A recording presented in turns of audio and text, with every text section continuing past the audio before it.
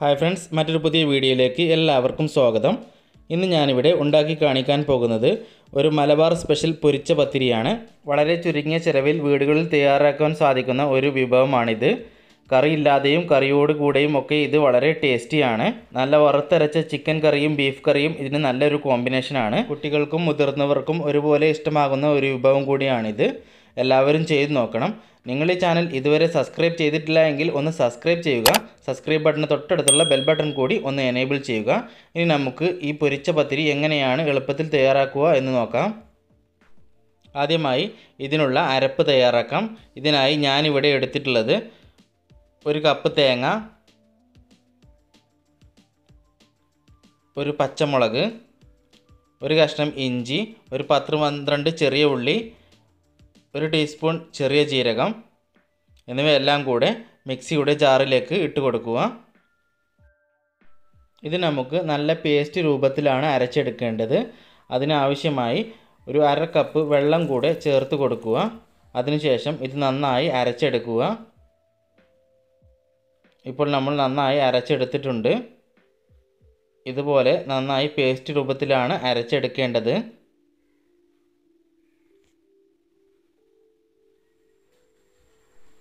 ഇനി നമുക്ക് പൊടി വാട്ടിയെടുക്കുന്നതിനായി ഒരു പാത്രത്തിൽ ഒരു 4.5 ഗ്ലാസ് വെള്ളം ഒഴിച്ചിട്ടുണ്ട്. അതിലേക്ക് ഒരു 1/2 ടീസ്പൂൺ ഉപ്പ് ചേർത്ത് കൊടുക്കുക. ഇനി ഇതിലേക്ക് 1 ടീസ്പൂൺ നെയ്യ് ചേർത്ത് കൊടുക്കുക. അതിനുശേഷം ഒന്ന് തിളക്കുന്നത് വരെ വെയിറ്റ് ചെയ്യുക. ഇപ്പോൾ നന്നായി തിളച്ച് വന്നിട്ടുണ്ട്. ഇനി നമുക്ക് ഇതിലേക്ക് 3 കപ്പ് അരിപ്പൊടി ചേർത്ത് കൊടുക്കുക. നമ്മൾ പത്തിരിക്ക് ഉപയോഗിക്കുന്ന അരിപ്പൊടിയാണ് ഇതിലേക്ക് ചേർത്ത് കൊടുക്കേണ്ടത്. അരിപ്പൊടി മുഴുവനായി ചേർത്ത് കൊടുത്തതിന് ശേഷം ഒരു തവി കൊണ്ട് ഇതുപോലെ നടുഭാഗം ഒന്ന് ഇളക്കി കൊടുക്കുക. അതിലൂടെ പെട്ടെന്ന് തന്നെ തിളച്ച് പൊന്താൻ വേണ്ടിയാണ് നമ്മൾ അങ്ങനെ ചെയ്ത് കൊടുക്കുന്നത്. ഇത് നന്നായി തിളച്ച് വന്നതിന് ശേഷം ഇതിലേക്ക് 1 ടീസ്പൂൺ കരിഞ്ജീരകം ചേർത്ത് കൊടുക്കുക. അതിനുശേഷം ഇതുപോലെ ഒന്ന് നന്നായി ഇളക്കി കൊടുക്കുക. പൊടിയിൽ എല്ലായിടത്തും വെള്ളം എത്തുന്നത് വരെ നന്നായി തന്നെ ഇളക്കി കൊടുക്കുക. നന്നായി ഇളക്കിയതിന് ശേഷം ഇനി നമുക്ക് ഇതിലേക്ക് നേരത്തെ അരച്ചു വെച്ച തേങ്ങ ഇതിലേക്ക് ചേർത്ത് കൊടുക്കുക. അരച്ച തേങ്ങ മുഴുവനായി ചേർത്ത് കൊടുത്തതിന് ശേഷം വീണ്ടും ഒന്ന് നന്നായി ഇളക്കി കൊടുക്കുക. എന്നാൽ മാത്രമാണ് തേങ്ങ എല്ലായിടത്തും എത്തുകയുള്ളൂ. നന്നായി ഇളക്കി യോജിപ്പിച്ച ശേഷം ഇനി നമുക്ക് ഇതിലേക്ക് 1 കപ്പ് മൈദ കൂടി ചേർത്ത് കൊടുക്കുക. മൈദ മുഴുവനായി ചേർത്ത് കൊടുത്തത് ശേഷം വീണ്ടും ഒന്ന് നന്നായി തന്നെ ഇളക്കി കൊടുക്കുക. ഇത് തയ്യാറാക്കുന്നതിനായി നമ്മൾ ഇവിടെ 3 കപ്പ് അരിപ്പൊടിയും 1 കപ്പ് മൈദപ്പൊടിയുമാണ് എടുത്തിട്ടുള്ളത്. ഇതിലേക്ക് ആവശ്യമായി 5 കപ്പ് വെള്ളമാണ് ചേർത്ത് കൊടുത്തിട്ടുള്ളത്. 4.5 കപ്പ് നമ്മൾ പൊടി വാട്ടിയപ്പോഴും 1/2 കപ്പ് അരപ്പ് അരച്ചപ്പോഴും ചേർത്ത് കൊടുത്തിട്ടുണ്ട്. ഇനി നമുക്ക് ഇതൊന്ന് നന്നായി കുഴച്ചെടുക്കണം. അതിനുവേണ്ടി ഇത് ഒരു കൗണ്ടർ ടോപ്പിന് മുകളിലേക്കായി മാറ്റുക. അതിനുശേഷം ഇത് നന്നായി കുഴച്ചെടുക്കുക. ഇത് നല്ല ചൂടോടെ തന്നെ കുഴച്ചെടുക്കണം. ചൂട് കയ്യിലേക്ക് പറ്റാതിരിക്കുവാൻ കൈ ഒന്ന് നനച്ച് കൊടുത്തതിന് ശേഷം നന്നായി കുഴച്ചെടുക്കുക. നന്നായി കുഴച്ചെടുത്തതിന് ശേഷം കയ്യിന് മുകളിൽ കുറച്ച് ഓയിൽ ആക്കിയതിന് ശേഷം ഇനി നമുക്ക് ഇത് പരത്തിയെടുക്കണം.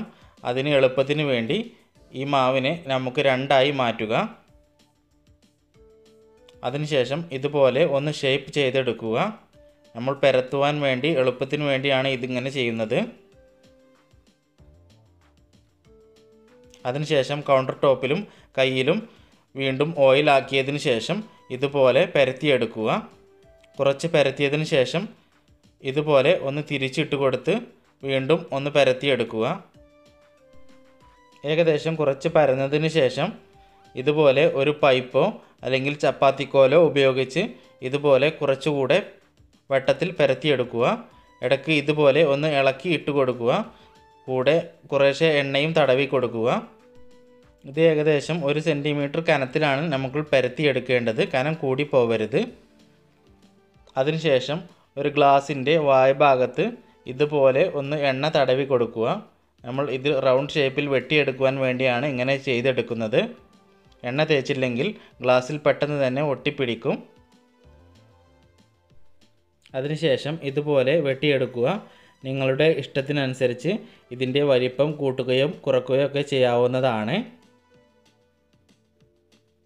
ഇതുപോലെ മുഴുവനായി വെട്ടിയെടുത്തതിന് ശേഷം ഇതിൽ നിന്നും ഓരോന്നായി എടുത്ത് ഇതിൻ്റെ അരികുകൾ ഇതുപോലെ വിരൽ ഉപയോഗിച്ച് ഒന്ന് പ്രസ് ചെയ്ത് ഷേപ്പ് ചെയ്തെടുക്കുക. എന്നാലാണ് ഇത് പൊരിച്ചെടുക്കുമ്പോൾ കാണാൻ നല്ല വൃത്തി ഉണ്ടായിരിക്കുകയുള്ളൂ. ഇനി നമുക്ക് ബാക്കിയുള്ളതും ഇതുപോലെ എല്ലാം ഷേപ്പ് ചെയ്തെടുക്കുക.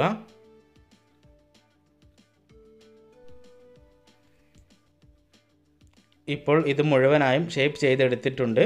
ഇനി നമുക്ക് ഇതൊന്ന് എണ്ണയിൽ ഫ്രൈ ചെയ്തെടുക്കണം. അതിനായി ചീനച്ചട്ടിയിൽ എണ്ണ ഒഴിച്ചിട്ടുണ്ട്.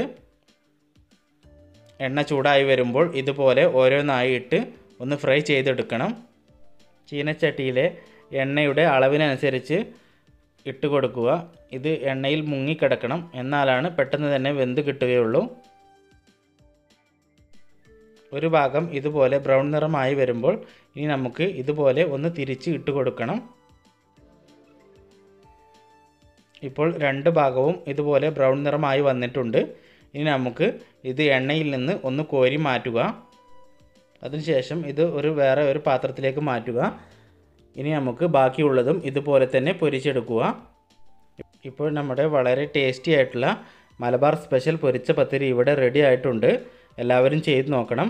നിങ്ങളുടെ അഭിപ്രായങ്ങളും നിർദ്ദേശങ്ങളും കമൻറ്റ് ചെയ്യുക.